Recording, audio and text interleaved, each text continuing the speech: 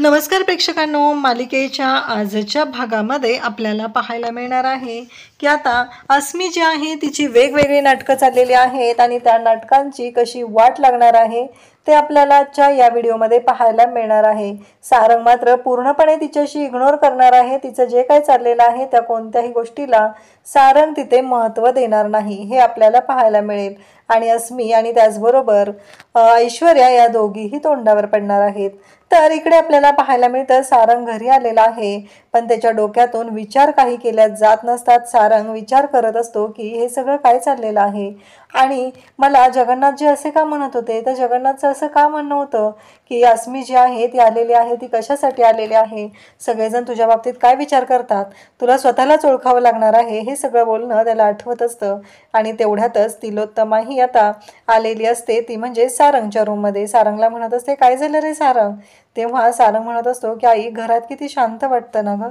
तेव्हा तिलोत्तमा म्हणत असते की ते आपलं घर आहे ना, मग आपल्या घरात शांतच वाटणार आहे, पण तुला काय झालेलं आहे, तू असं का बोलत आहे, हे तिलोत्तमा विचारत असते। तेव्हा मात्र सारंग म्हणत असतो, नाही गं, असंच विचारलं, असं सारंगचं म्हणणं असतं। त्यावेळी तिलोत्तमा सारंगला म्हणत असते, चल मी तुझ्या डोक्याला तेल लावून देते, असं म्हणत तिलोत्तमा सारंगच्या डोक्याला तेल लावून देत असते, त्याची काळजी घेत असते, त्याला काय हवं नको या सर्व गोष्टी ती पाहत असते। तेव्हा मात्र सारंगच्या डोक्यात विचारांचं चक्र सुरू झालेलं असतं आणि सारंग म्हणत असतो की या सगळ्यामधून आपल्या घराची कधी सुटका होणार आहे, सगळं कधी व्यवस्थित होणार आहे, आणि या गोष्टींचा विचार सारंग करत असतो। त्याचबरोबर तिलोत्तमा त्याला म्हणत असते की त्या मुलीच्या आणि अस्मीचा या बाबतीत जर तू विचार केला तर सगळ्या गोष्टी व्यवस्थित होणार आहेत, अन्यथा तुला माहिती आहे की कसं आणि काय होईल ते, त्यामुळे आता तुलाच ठरवायचं आहे की गोष्टी कशा पद्धतीने हँडल करायच्या आहेत, कशा पद्धतीने मॅनेज करायचं आहे, हे सगळं बोलणं चाललेलं असतं। त्यासोबतच इकडे आपल्याला पाहायला मिळतं की आता सावली ही जी आहे ती किचनमध्ये असते, अंथरूण घालत असते, तिला झोपायचं असतं आणि अस्मी तिथं आलेली असते, मुद्दामच चिडवायला आलेली असते। आणि प्रेक्षकांनो, मलाही प्रश्न पडलेला आहे की अस्मी ही पाहुणी आहे, ती या घरात आलेली आहे, तर तिला स्पेशल बेडरूम मिळालेले आहे, एवढ्या छान सुखसुविधा मिळतात, आयतं खायला मिळतं, घरात मान सन्मान मिळतो, परंतु सावली जी आहे त्या मेहेंदळेंची सून आहे, सगळ्या जगजाहीर आहे की सावली ही मेहेंदळेंची सून आहे, पण सावलीला मात्र तो मान मिळत नाही। इकडे अस्मीला मात्र सगळ्या सुखसुविधा मिळतात आणि तो मानही मिळतो, मग सावलीच्या बाबतीत असं का? कारण आता अस्मी ही सावलीला बोलायला आलेली असते, ती सावलीला म्हणत असते की तू इथे किचनमध्ये राहतेस, तुझी ही लायकी आहे, या भाषेत ती बोलत असते। तेव्हा मात्र सावलीला वाईट वाटत असतं। अस्मी म्हणत असते, बघितलं ना, तुझ्या आणि सारंगच्या नात्याला काय अर्थ आहे, एक गोष्ट लक्षात ठेव, काहीही झालं तरीही मला माहिती आहे की आता तुझ्या आयुष्यामध्ये काय होणार आहे ते, हे सगळं बोलणं चाललेलं असतं। तेव्हा मात्र सावलीला खूपच वाईट वाटत असतं। सावली विचार करत असते की हे सगळं काय घडतंय, आणि सावली अस्मीला पाहत असते। तेव्हा अस्मी म्हणत असते, तुला तुझं भविष्य सांगू का, आणि पैसे वगैरे काही चार्ज करणार नाही, मी तुझं भविष्य तुला सांगते, असं म्हणत ती आता सावलीला भविष्य सांगते, तुझ्या आणि सारंगच्या नात्याचा मध्ये डिवोर्स होणार आहे आणि मी लवकरच सौ अस्मी सारंग मेहेंदळे होणार आहे, असं भविष्य तिनं सांगितलेलं असतं। सावलीला मात्र खूप राग आलेला असतो। सावलीला ही गोष्ट अजिबात पटलेली नसते। सावलीची तळपायाची आग मस्तकात चाललेली असते, परंतु सावली शांतपणे सर्व गोष्टी पाहत असते। त्यानंतर अस्मीची नाटकं जी आहेत ती जास्तच वाढत चाललेली असतात। तिला असं वाटत असतं की तिनं कशाही पद्धतीनं वागली, कशीही वागली तरीही तिला सहन केलं पाहिजे। इकडे सावली मात्र तिला तिची लायकी दाखवते। इकडे तिलोत्तमा आता सारंगला झोपी लावते। सारंगच्या डोक्यामध्ये विचार चालू असतात, म्हणून ती सारंगशी प्रेमाने वागत असते, त्याला झोपायला सांगते आणि आता तिथून निघालेली असते। तेवढ्यात सारंग सांगतो की गाणं चालू कर, आणि मग माझे माहेर पंढरी हे सावलीच्या आवाजातलं गाणं आहे ते ऐकत असतो सारंग। आणि त्याच वेळी सावलीला इकडे किचनमध्ये तो आवाज येत असतो, सावलीही ते गाणं ऐकत असते आणि मग सावलीला कळतं की सारंग सरांच्याच रूममध्ये ह्या गाण्याचा आवाज येत आहे। सारंग मात्र ते गाणं मनापासून ऐकत असतो, परंतु सारंगला ही गोष्ट मात्र माहिती नसते की ते गाणं गायलेलं कुणी आहे, ही गोष्ट सारंगला माहिती नसते। त्यासोबतच इकडे पाहायला मिळतं की हे सावलीच्या आवाजातलं जे गाणं आहे ते सारंगचं खूप आवडीचं गाणं असतं, त्याच्या मनाला प्रसन्न वाटत असतं, शांत वाटत असतं, त्यासाठी नेहमी तो ते गाणं ऐकत असतो। त्यानंतर आपल्याला पाहायला मिळतं की जेव्हा या सर्व गोष्टी घडत असतात तेव्हा मात्र सावली आता आनंदात असते। तिला जाणवतं की सारंगचं तिच्यावरती असलेलं प्रेम, तर इकडे दुसऱ्या दिवशी सकाळी सारंगने एक्झरसाईज सुरू केलेला असतो आणि त्याचा एक्झरसाईज सुरू झालेला असतो. त्यावेळेस सावली पूजा करत असते. घरातली सगळी आवरून तयारी झालेली असते तिची आणि मग सारंगकडे येते आणि म्हणू लागते की सारंग सर. तेव्हा सारंग म्हणतो की सावली हे बघ, माझा तुझ्यावरचा राग अजूनही गेलेला नाही, असं सारंग हा सावलीला सांगत असतो. सावली म्हणते की पण सारंग सर, मी काल रात्री तांब्याच्या भांड्यामध्ये पाणी दिलेलं होतं, ते पाणी घेतलं का? सारंग मात्र काहीच बोलत नाहीये, तो रुसलेलाच असतो. मग सावली तिथून बाजूला जाते आणि मग बोलू लागते. आणि त्याचबरोबर इकडे आपल्याला पाहायला मिळतं की सावलीच्या हातात फुलांचं ताट असतं आणि सावली ठरवते की आता यांची माफी मागायची, पण ती ही अशा पद्धतीनं मागायची की यांना या गोष्टीमुळं खूपच आनंद झाला पाहिजे. हे सगळं सावलीने ठरवलेलं असतं. आणि मग सावली जी आहे ती सारंगची माफी मागण्यासाठी फुलांनी तिथे सॉरी लिहिते आणि मग तिथून बाजूला जाते. कारण तिला आता कळेल असतं सारंगचा व्यायाम झालेला आहे आणि सारंग आता तिथून उठणार आहे, म्हणूनच तिथून ती निघालेली असते. त्यासोबतच इकडे सावली मात्र आता लांबून पाहत असते. तिच्या लक्षात येतं की सारंगने तिचं जे सॉरी आहे ते वाचलेलं असतं आणि त्याला मात्र खूप आनंद झालेला असतो आणि तो त्या त्या सॉरीकडे पाहत असतो. त्यानंतर इकडे सावली जी आहे ती आता आतमध्ये निघून जाते. तिला कळतं की सारंगच्या मनात काय आहे. त्यानंतर पाहायला मिळतं की अस्मी जी आहे ती झोपा काढत असते आणि ते अस्मीच्या रूममध्ये आलेली असते ती ऐश्वर्या. ती म्हणत असते काय चाललंय तुझं, तुला ना जरा पण परिस्थितीची जाणीव नाही आहे. इथं युद्ध पातळीवर सगळं सुरू आहे आणि तुझं काय चाललेलं आहे, उठ. तेव्हा अस्मी म्हणत असते काय हो, कसलं युद्ध आणि कसल्या तोफा आणि कसल्या गोळ्या, काय चाललं तुमचं, मला झोपू द्या बरं प्लीज, मला झोपू द्या, असं म्हणत अस्मी ऐश्वर्याच्या पुढे हात जोडते. पण ऐश्वर्या मात्र ऐकायला तयार नसते. ऐश्वर्या म्हणत असते उठ आत्ताच्या आत्ता, तू सकाळ झालेली आहे आणि निवांत झोपा काढत आहे. मला तर असं वाटत आहे ना तू इथे आराम करायला चाललेली आहेस. अस्मीला मात्र खूप राग आलेला असतो. अस्मीला ही गोष्ट अजिबात आवडलेली नसते. अस्मीचं असं म्हणणं असतं की काहीही झालं तरीही आत्ता ऐश्वर्या मॅडम ज्या बोलत आहेत ते चुकीचं आहे. ऐश्वर्या मात्र शांत बसत नाही. तिथे जाते आणि तिथला पाण्याचा जग घेते आणि त्यानंतर ऐश्वर्या ते पाणी अस्मीच्या तोंडावर फेकते. तेव्हा अस्मीला मात्र खूप राग आलेला असतो. अस्मी भयानक चिडलेली असते आणि ती म्हणत असते काय हो, ती बंदूक आणून द्या, घालत बसते गोळ्या. तेव्हा इकडे ऐश्वर्या म्हणते तुझं ना टार्गेटच क्लिअर नाही आहे, त्यामुळं तुझ्या डोक्यात हे सगळं चालू असतं. तुला जराही वाटत नाही आहे की ह्या सर्व गोष्टी आपण व्यवस्थित केल्या पाहिजेत, हे सगळं व्यवस्थित केलं पाहिजे, पण तुला नाही. ती सावली बघ सकाळी उठून त्या सारंगच्या कानाजवळ बुणबुण करत होती, तुला कळत नाही आहे तिचा भाऊ ॲडमिट आहे आणि मग सारंगकडून सिंपती मिळवण्याचा ती प्रयत्न करत आहे, पण तुझं काय चाललेलं आहे. हे सगळं ऐश्वर्या रागातच अस्मीला बोलत असते.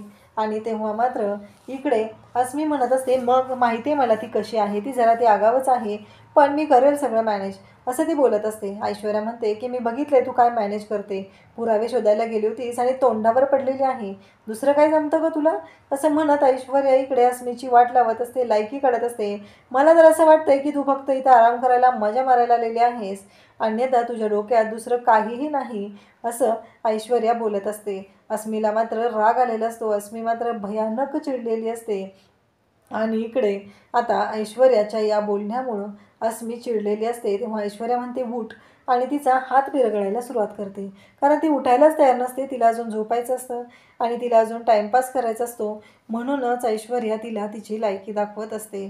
ऐश्वर्याचं म्हणणं आहे की तुला इथे फुकट पोहोचायला मी आणलेलं नाही आहे, तर तुला काम करण्यासाठी आणलेलं आहे, तर तुला ते काम करावंच लागणार आहे, असं ऐश्वर्याचं स्पष्ट म्हणणं असतं.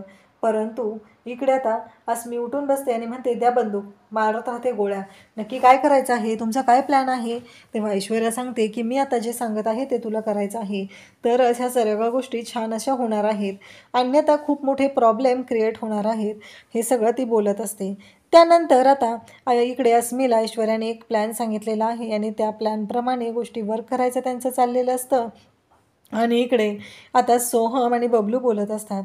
सोहम आणि बबलू म्हणत असतो की काय करायचं कळतच नाही. सोहम म्हणतो की मला कळतच नाही, तिला कॅफेत बोलवलं होतं पण ती तिथंही येऊ शकलेली नाही. आणि मग सोहम म्हणतो म्हणजे, तेव्हा इकडे बबलू त्यांचं दोघांचं बोलणं चाललेलं असतं. तिच्याकडे मोबाईलही नाही आहे. काय करायचं मला कळत नाही आहे. सोहम तो जायचं का आपण, हे सोहम विचारत असतो. आणि तेवढ्यातच तिथे सावली येते. कारण माझी आणि तिची भेट झालेली नाही आहे. ती आलीच नव्हती ना इथे. तर तिची आणि माझी भेट कशी होणार आहे. आणि त्याचबरोबर हे सर्व बोलणं चालू असतं. आणि तेव्हा मात्र इकडे आता सावली तिथे येते आणि सावली म्हणते की मी बोलायला आले होते. मला काय वाटत होतं माहिती आहे का, की मी तारा मॅडमकडे चाललेली आहे. तर तुम्ही याल का. तेव्हा सोहम म्हणतो की हो, एवढं ऊन आहे ना. बरोबर आहे, येतो आम्ही, असं म्हणत बोलत असतात. तेव्हा आता सोहम आणि बबलू दोघंही सावलीला सोडायला निघालेले असतात. आणि त्याचबरोबर ते दोघं बोलत असतात. तेव्हा मात्र इकडे पाहायला मिळतं की आता सोहम म्हणतो की चालेल. दोघंही जाम खुश झालेले असतात. त्यांना जायचं असतं. आणि त्याचबरोबर आता त्यांचं असं म्हणणं असतं की काहीही झालं तरीही आपल्याला गेलं पाहिजे असं म्हणत ते दोघंही निघालेले असतात. आणि त्याचसोबतच इकडे सावली त्यांच्याशी बोलत असते. सावली म्हणत असते की मला काय म्हणायचं माहिती आहे का, आपण जाऊया एकत्र, असं तिनं सांगितलेलं असतं. आणि मग ते निघालेले आहेत. तेवढ्यातच तिलोत्तमा ओरडायला सुरुवात करते, तुम्ही कुठे चाललेले आहात. तेव्हा इकडे ते दोघंही सांगतात की आम्ही सावली वहिनीला सोडायला चाललेलो आहे. तेव्हा तिलोत्तमा म्हणते दोघांनी जायची काही गरज नाही आहे. इथे राजकुमारला इकडे बोलायचं आहे, ते म्हणजे बबलू तुझ्याशी पुढच्या मीटिंगच्या संदर्भात. त्यामुळं आता तू इथेच थांब आणि सोहम तू एकटाच आहे आणि लवकर ये. तेव्हा मात्र ते चाललेले असतात. आता सावली जाते. सावलीने सांगितलेलं आहे की ताराकडे तिचं काम आहे म्हणून ती निघालेली आहे. अस्मी मात्र तिथं उभी असते. आणि अस्मीला मात्र या सर्व गोष्टी माहिती असतात आणि त्यांचा पुढचा प्लॅन चाललेला असतो. त्यानंतर इकडे या सर्व गोष्टी घडत असतात. आणि तेव्हा मात्र इकडे आता अस्मीला सांगितलं जातं चहा दे. अस्मी जी आहे ती चहा देण्यासाठी येते. आणि जेव्हा चहा घेऊन अस्मी सारंगकडे येते तेव्हा सारंग तो चहाचा कप रागाने तिथून टाकून देतो, बाजूला ठेवतो. आणि अस्मी मात्र तिथे नाटक करते. ते नाटक म्हणजे चक्कर येण्याचं नाटक करते आणि खाली कोसळते. तेव्हा तिलोत्तमा तर त्या अस्मीला वारा घालायचं काम करते. प्रेक्षकांना मला प्रश्न पडलेला आहे की हे काय आहे नक्की, अस्मी कोण आहे यांच्यासाठी. कोणतरी बाहेरची खोटारडी मुलगी जिने पैशासाठी जगन्नाथनं सांगितलं म्हणून सारंगसोबत प्रेमाचं नाटक केलं आणि त्या अस्मीशी एवढं सगळे प्रेमाने वागत आहेत. त्याचबरोबर आता डॉक्टरांना बोलवलं जातं. हा सगळा ऐश्वर्याचा प्लॅन असतो. डॉक्टर येतात आणि म्हणतात की यांची काही हिस्ट्री आहे का. तेव्हा तिलोत्तमा म्हणते की ऐश्वर्या म्हणते मी चेक करते, पहिलं फिगर आउट करते, असं म्हणत ती जाते. आणि मग अस्मीच्या बॅगेतली एक फाईल घेते आणि ती फाईल घेऊन ती येऊ लागते. तेव्हा मात्र इकडे अस्मी झोपून राहिलेली असते, नाटक करत असते. आणि मग ती फाईल पाहिल्यानंतर डॉक्टर म्हणतात की यांना डिप्रेशनच्या गोळ्या चालू होत्या का. तेव्हा सगळेजण म्हणतात की नाही माहिती आम्हाला त्याच्याबद्दल काही. डॉक्टर म्हणतात की आता मी काही गोळ्या लिहून देत आहे, पण यांच्या आजूबाजूचं वातावरण प्रसन्न राहिलं पाहिजे याची काळजी घ्या. हे सगळं बोलणं चाललेलं असतं. आणि तेवढ्यात सारंगकडे इकडे ऐश्वर्या पाहत असते. म्हणजे यांचा असा प्लॅन असतो की काहीही झालं तरीही या सर्व गोष्टी यांच्या म्हणण्याप्रमाणे यांना हव्या असतात. इकडे आता सावली ताराच्या घरी आलेली असते. सावलीसोबत सोहम आलेला असतो. आणि ते पाहून इकडे राग आलेला असतो, तो म्हणजे भैरवीला. आणि तारा मात्र जाम खुश झालेली असते. सोहमला पण बरं वाटत असतं. तेव्हा भैरवी इकडे सावलीला म्हणते की आज चल. आणि तोपर्यंत ताराने सोहमला मिठी मारलेली असते. आणि मग सोहम आणि तारा बोलत असतात. त्यांचं म्हणणं असतं की हे सगळं काय चाललेलं आहे. सोहम तिला विचारत असतो. तेव्हा तारा म्हणत असते नाही माहिती मला. आणि मग त्यावेळेस तो म्हणतो की काळजी करू नको. तेव्हा ती म्हणते मामाने माझा मोबाईल काढून घेतला आहे, मला बाहेर जायलाही बंदी घातलेली आहे, मला वाटते तिला कळलेलं आहे. हे सगळं बोलणं चाललेलं असतं. इकडे आता भैरवी इकडे विचारत असते सावलीला तो सोहम का आलेला आहे. तेव्हा सावली सांगत असते की ऊन खूप आहे ना म्हणून मला सोडायला आलेले आहेत, बाकी काही नाही आहे, हे सगळं ती सांगते. तेव्हा मात्र इकडे भैरवी म्हणते इथून पुढे कोणाला घेऊन येणार असशील तर आधी मला कळवत जा. तारा जा आता त्याच्यासाठी सरबत बनवायला घे. हे सगळं ती सांगत असते. तेव्हा मात्र सावली म्हणते की चालेल. इकडे सोहम आणि तारा यांचं बोलणं चाललेलं असतं. तारा म्हणत असते की मला कळत नाही आहे की हे सगळं काय चाललं आहे. मामा नक्की असं का वागत आहे त्याबद्दल मला काहीच माहीत नाही आहे. सोहम म्हणतो नको काळजी करू, अगं असं काही नसेल, उगीचच तुझ्या मनात चुकीचे विचार येत आहेत. जर भैरवी मॅमना असं काही कळलं असतं तर त्या बोलल्या असत्या ना तसं. हे सगळं बोलणं चाललेलं असतं. आणि त्यानंतर इकडे आता सावली सरबत घेऊन येते. पण सरबत घेऊन आल्यानंतर सावलीकडे इकडे तारा आणि त्याचबरोबर सोहम एकमेकांकडे पाहत असतात. ही गोष्ट भैरवीच्याही लक्षात आलेली असते आणि भैरवी त्या दोघांकडे रागाने पाहत असते. तिला मात्र शंका आलेली आहे की नक्कीच ताराचं आणि सोहमचं काहीतरी चाललेलं आहे. त्याचबरोबर आता सावली जायला निघते, पण उद्याच्या भागात आपल्याला खूपच जबरदस्त असा ट्विस्ट पाहायला मिळणार आहे. सावलीला कळलेलं आहे की अस्मी ही सारंगसोबत बाहेर फिरायला गेलेली आहे. त्यामुळं सावली भयानक अशी चिडलेली असणार आहे. सावली अस्मीचा माज कसा उतरवणार हे आपल्याला पाहायला मिळेल. थँक्यू.